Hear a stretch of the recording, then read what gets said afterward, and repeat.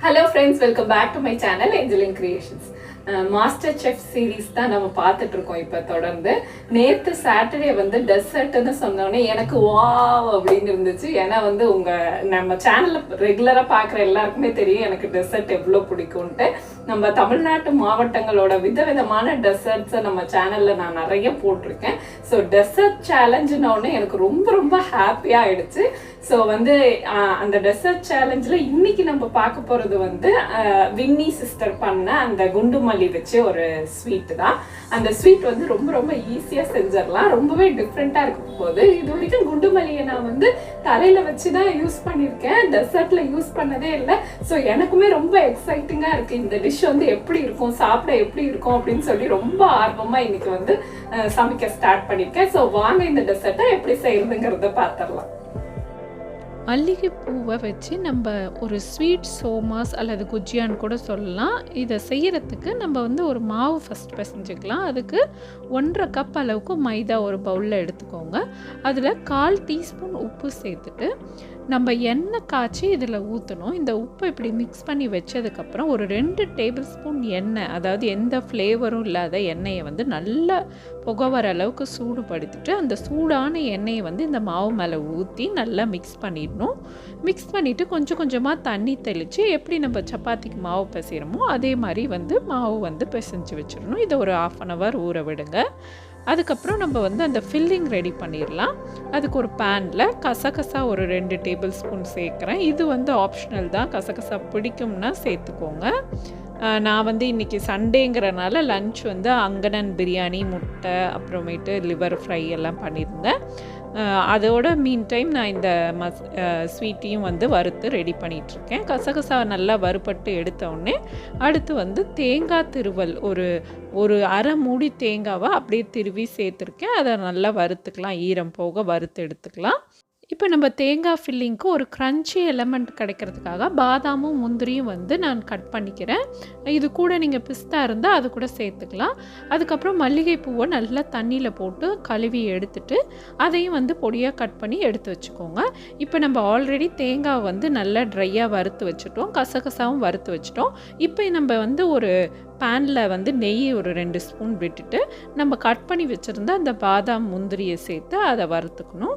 நான் வந்து என்ன பண்ணேன், அந்த மல்லிகை பூவையும் இந்த பாதாமோடு சேர்த்து வறுத்தா என்ன நல்ல மனம் இருக்கும், அதோட நல்லா அந்த பாதாமோடு சேர்றப்ப நல்ல ஒரு டேஸ்ட்டும் கிடைக்கும் அப்படின்னு சொல்லிட்டு நெய்லேயே வந்து அந்த மல்லிகை பூவை வறுத்துட்டேன். அதனால் ரொம்ப சூப்பராக இருந்துச்சு.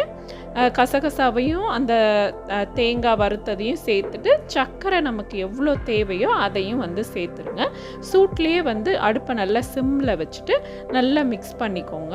மிக்ஸ் பண்ணிவிட்டு நம்ம கோவா வந்து இந்த கோவாவோட அளவு வந்து நம்ம எவ்வளோ விருப்பமோ அந்த அளவுக்கு நம்ம எடுத்துக்கலாம். நான் வந்து ஒரு சின்ன பால் சைஸ் எடுத்துகிட்டு அதை நல்லா உதுத்து போட்டிருக்கேன். ஸ்வீட்லெஸ் கோவா தான், அதை சேர்த்து நல்லா மிக்ஸ் பண்ணி எடுத்து வச்சுருங்க. ஃபில்லிங் ரெடி ஆகிடுச்சு. இப்போ நம்ம வந்து அந்த சோமாஸ் வந்து ரெடி பண்ணிக்கலாம். அதுக்கு வந்து நம்ம பிசைஞ்சு வச்சுருந்த மாவு எடுத்து ஒரு சின்ன சின்ன பால்ஸாக உருட்டிக்கலாம்.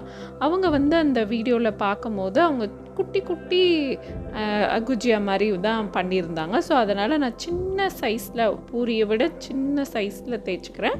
தேய்ச்சிட்டு நம்ம ஃபில்லிங்கை வந்து உள்ளே வச்சுட்டு அப்படியே வந்து மடிச்சுக்கலாம். ரவுண்டாக தேய்ச்சி இந்த மாதிரி மடித்ததுக்கப்புறம் ஒரு கார்னர்லேருந்து நம்ம வந்து இண்டெக்ஸ் ஃபிங்கரில் அப்படியே இழுத்து ப்ரெஸ் பண்ணிகிட்டே வரணும். ஒரு தடவை இழுக்கணும், அப்புறம் ப்ரெஸ் பண்ணணும்.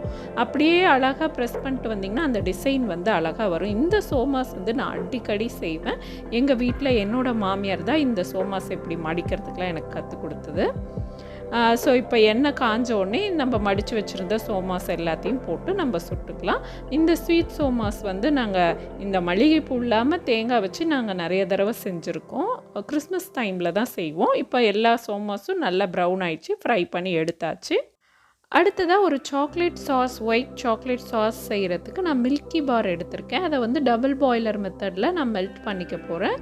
ஒயிட் காம்பவுண்ட் வச்சு தான் வழக்கமாக நான் வந்து இந்த சாக்லேட் சாஸ் செய்வேன். இன்றைக்கி வந்து மில்கி பார் வீட்டில் இருந்தனால அதை எடுத்து மெல்ட் பண்ணிவிட்டு அதில் வந்து கட் பண்ணால் அந்த மல்லிகைப்பூ கொஞ்சமாக சேர்த்துக்கோங்க, ஜாஸ்தி சேர்க்க வேணாம், லைட்டாக சேர்த்தா தான் அந்த ஃப்ளேவர் கரெக்டாக இருக்கும்.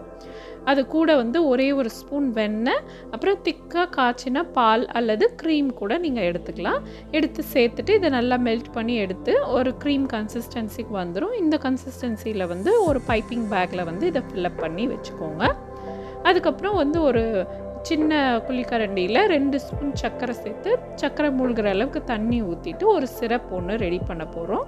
இந்த சிரப்பில் கொஞ்சோண்டு குங்குமப்பூ சேர்க்க போகிறேன். அது வந்து அந்த குஜியா மேலே ஊற்றுறதுக்கு அது ஒரு கிளேசி லுக்குக்காகவும் அந்த ஒரு ஃப்ளேவர் வந்து நல்ல அந்த குங்குமப்பூ வாசனைக்காகவும் சேர்த்துருக்கேன்.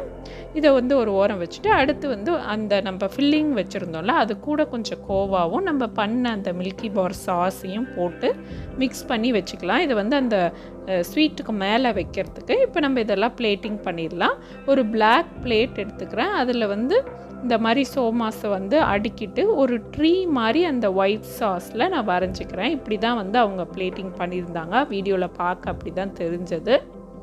அதுக்கப்புறம் மேலே நம்ம அந்த மிக்ஸ் பண்ணி வச்சுருந்தா அந்த கோவா மிக்ஸை வச்சுட்டு எல்லா சோமாஸ் மேலேயும் அந்த கோவா மிக்ஸை வச்சுட்டு நம்ம அந்த செஞ்சு வச்சோம்ல அந்த குங்குமப்பூ சிரப்பு, அந்த சிரப்பை அப்படியே மேலே ஊற்றுங்க. அது வந்து ஒரு கிளேசி லுக் இருக்கும், பார்க்கவும் சூப்பராக இருக்கும், சாப்பிட்றதுக்கும் ஒரு ஸ்வீட்டு வந்து நல்லா மேலே கிடைக்கும்.